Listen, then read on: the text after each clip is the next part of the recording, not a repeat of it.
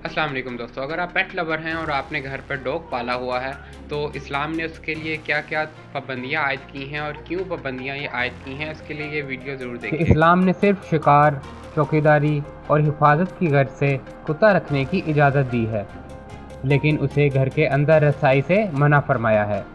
نبی اکرم صلی اللہ علیہ وآلہ وسلم نے فرمایا، جس گھر میں کتا ہو وہاں رحمت کے فرشتے داخل نہیں ہوتے۔ اب اللہ کی رحمت کئی صورتوں میں انسانوں کو ملتی ہے، ان میں سے ایک صحت بھی ہے۔ اس لیے کوشش یہ کرنی چاہیے کہ ڈاگ کو کم از کم گھر کے باہر رکھا جائے۔ جدید تحقیقات سے یہ بات ثابت ہوئی ہے کہ کتا چاہے جتنا ہی صاف ستھرا کیوں نہ رکھا جائے، اس کے سلائیوا کے اندر خطرناک بیکٹیریات موجود ہوتے ہیں۔ کیونکہ صحت بھی ایک نعمت ہے، اس لحاظ سے اگر آپ کو ڈاگ پالنے کا شوق ہے تو اس میں یہ احتیاطیں ضرور کریں۔